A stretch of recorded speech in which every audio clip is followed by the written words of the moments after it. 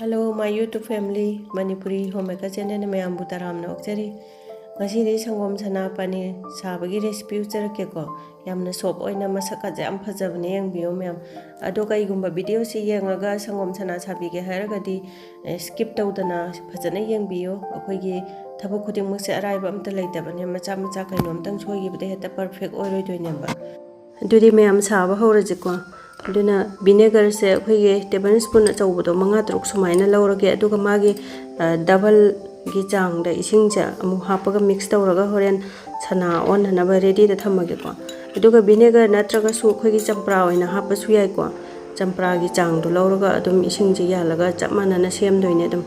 अदुना हुजे induction J on तौरगा संगोम जे थांगलगे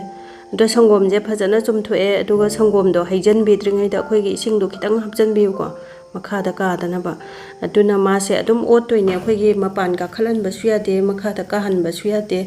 अदुना हाइपेतंग बंगलाउना सौगलनजे को अदुगा दुम कनोजे इंडक्शन जे ऑफ तौरसे अदुगा अखोइगे हाइपेतंग अमु खितंग मागे असाबगी हिट तो अदु खितंग हंदहनगे अदुगा विनेगर तो हाइजलगा सना ओललसे अदुना सुमाइना हाइपेतंग ओतपिरनी मपान का खत्तनबा अखोइगे हिटगी हेक थांगदबदा अदुम मपान दो काखलकदोइनेबा थांगदरगा लेंदना थम्मगदि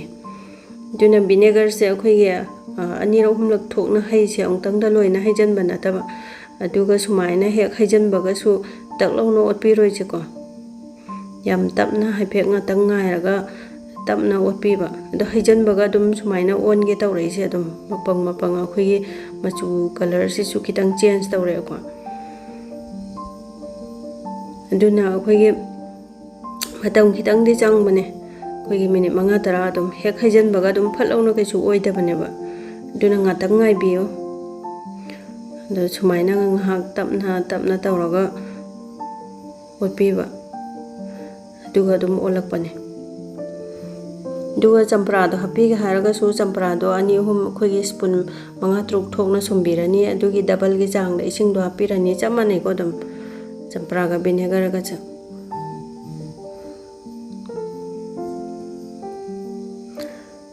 ओले हुजे दुगा अखोइगे विनेगर दो वालगसु दुम खितंग दुम सेमगा हाइजनबिरो इसिंगा यानबिरगा चंपरा ओरगसु अदुदगिदि हेलगना दुम हाइजनबिरोरनु अखोइगे सुमाइना हेक ओलकपबो सुमाइ तौरनिको अदुगा अखोइगे फी सनाजे सिदा चुमथोअजे अखोइगे फी सनाजे खितंग थाबना पये याम पाबदुदि अखोइगे संगोम मचामचा मपंग मपंग दो खरा लिथोकपने मदम अदुदुना आइगे सनाजे खरा पाबगे कइनो तौरे अनि लोलेको अनि लोनजलगा सुमाइना हाइरगे दो अखोइगे कइनोगे पैकेट कइदा मार्केट योलिदुदि महीदु याम लांगे दुना आइगे सिदि यामना नंगबने अखोइगे लोकल गे दम चुमजाबदुनेबा दुना संगोम सनाजिसु दुम खरा यामना थोए अखोइगे मार्केट योनबदो खरा दिखेत खेना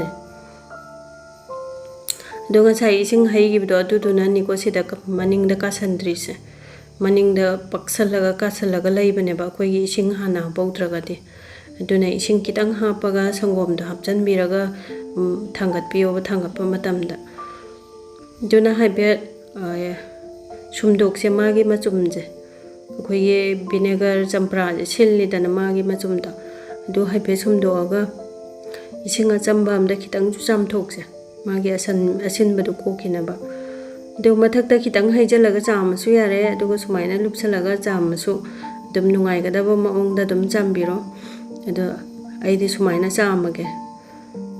अदो अखोइगे याम कन्ना अखोइगे बिरि बिरि गा नैथलगा चामगदबा नतेको हाइपेतंग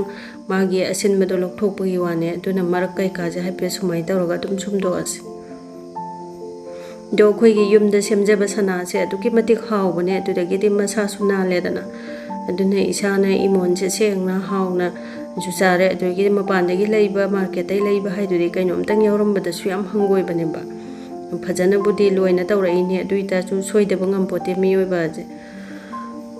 मयामगे तौरकपददि याम सोइगल्लिदनाको अदु फजना सुमबा याबा फजना सुमदोजेको महीसे अदुगा अखोइगे तेंगोनी खंगदे प्लेट नि खंगदे अखोइगे मागी मचुम चेंदब नुंगाइगदब मओंगदा थम्मसे नत्रगना अखोई हैंग तौरगा थम्मसु याइको अदुना मागी फीसे फजना टाइट ओइना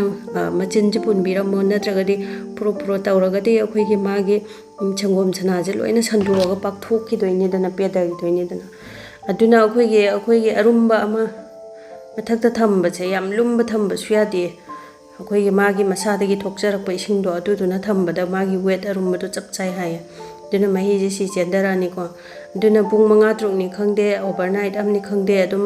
थम्बिरमो नुंगाइगदब मओंगदा मागी इसिंदो लौथोगा अदुम लोरे अदो आइसो ओवरनाइट अमा थममबने संगोमजे अदो मही फनाम चेंदरमे दो हुजिक यारबा येंगजेको मैम दो इसिंग मागी महीदुदि लोइनादि चटख्रबा माले फजरे यामना दुगा संगोम से लीटर अनी निदना अदुना अखोइगे पनीर से क्या फंगे येंगजेको अखोइगे फी सना सिगे मागी वेट से खाइदो अनि निपाल लेरेदना दुना सना से 280 खरा अदुम लुम्मे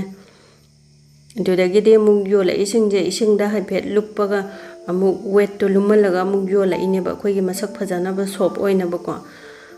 दो याम फजना सोप ओइरेको मैम मसक्सिजु खुबजाम तौरे दो हाइफेटंग मरक्किजु कागा येंगसे मरक्ता कमाइ तौवेन हाइबदो दुना अखोइसु हुजिक खुदक्ता अदुम थोंगगदि थोंगे नत्रगदि नोंग निनि थमगे हारगदि अखोइगी फ्रिजदा इसिंग अचम्बदा लुप्पगा थम्बियुको ngsaigi ising achambada luppaga thambibaduna akhoi shop oina su leirani aduga magi machu je change tawra aroiba ising da haptragadi akhoi gi magi machu je yellow gi type ta change sama tawdurakpane ba akhoi gi hard oiraga kanjalaga aduga akhoi gi polythene packet amda phajana halaga thamma su yai yababude aduna ising da tingbaduna yamna shop oiraga phajana haubane da akhoi gi thongba yabagi changda haipet khara amju kakthatlage अदो अखोइगी सना सेमबजे अखोइगी मागी महीदो फजना लौथोकबिबा सना फजना ओलनबिबा अदुदगिदि याम कन्ना heart ओइग्रसु यादेको मतम का याम हेन्ना थंगरगति मु कंजलगा इसिंगदो कंजलगा कंजलक्तोइनिदना दुना सुमाइना fridge दा थंगरगे नोंनिनी लेरगा थोंगनबगे दुना आइगे नुंसिरबा व्यूअर्ससिंगना आइगे video से खितंग कानाबा नुंगाइबा फौबिरगदि सब्सक्राइब तौबिद्रिबसिंगना सब्सक्राइब तौसनबिरमो दुदगिदि लाइक अमममतंग सुनंबिरमो मोटिवेशन पिबिबा ओइना दो ngasiगि वीडियो से मदांग सिदा लोइसलगे बाय बाय।